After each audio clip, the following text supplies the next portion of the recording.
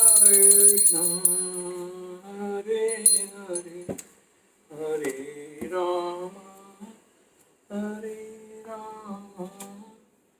राम राम।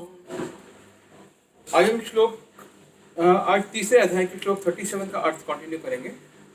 अतः जीवात्मा का सबसे बड़ा शत्रु काम है, और ये काम ही है जो विशुद्ध जीवात्मा को इस संसार में फंसे रहने के लिए प्रेरित करता है। क्रोध तमोगुण का प्राकट्य है। ये गुण अपने आप को क्रोध तथा अन्य रूपों में प्रकट करते हैं।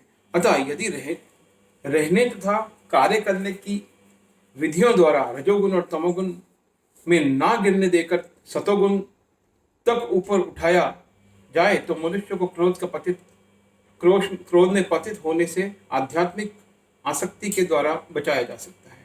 अपने नित्य वर्धमान चिदानंद के लिए भगवान ने अपने आप को अनेक रूपों में विस्तारित कर लिया, और जीवात्माएं उनके इस चिदानंद के ही अंश हैं।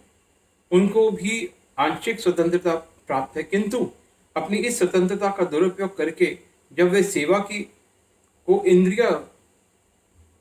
इंद्रिय सुख में बदल देती है तो वे काम की चपेट में आ जाती है। भगवान ने इस सृष्टि की रचना जीवात्माओं के लिए इन कामपूर्ण रुचियों की पूर्ति हेतु सुविधा प्रदान करने के निमित्त की है, और जब जीवात्माएं दीर्घ काल तक काम कर्मों में फंसे रहने के कारण पूर्णतः ऊब जाती है तो वे अपनी वास्तविक स्वरूप जानने के लिए जिज्ञासा करने लगती है।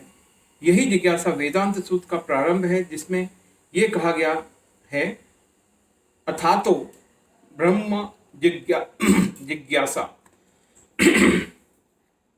मनुष्य को परम तत्व की जिज्ञासा करनी चाहिए, और इस परम तत्व की परिभाषा श्रीमद् भागवत में इस प्रकार दी गई है, जन्माध्यस्य यतो अन्वयादितरतश्च।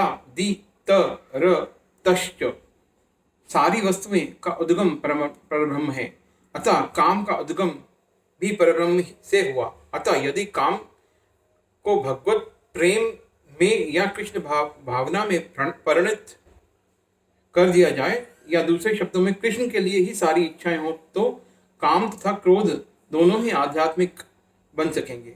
भगवान राम के अनेक सेवक अनन्य सेवक हनुमान ने रावण की स्वर्णपुरी को जलाकर अपना क्रोध प्रकट किया, किंतु ऐसा करने से वे भगवान के सबसे बड़े भक्त बन गए। यहाँ पर श्री कृष्ण अर्जुन को प्रेरित करते हैं कि वे शत्रुओं पर अपना क्रोध भगवान को प्रसन्न करने के लिए दिखाएं। अतः काम तथा क्रोध कृष्ण भावामृत में प्रयुक्त होने पर हमारे शत्रु न रहकर मित्र बन जाते हैं। धूमे न वृत्येत वही अर्थादर्शो मलेन च यथो बेनावृतो गर्भस्तथा तेने दमावृतम। धूमें से अव्रियते ढक जाती है विहन अग्नि, तथा जिस प्रकार आदर्श शीशा दर्पण मलेन धूल से च भी, तथा जिस प्रकार उलबेन गर्भाशय द्वारा आवृत ढका रहता है भ्रूण गर्भ, तथा उसी प्रकार तेन काम से इदम यह आवृतम ढका है। हरे कृष्णा।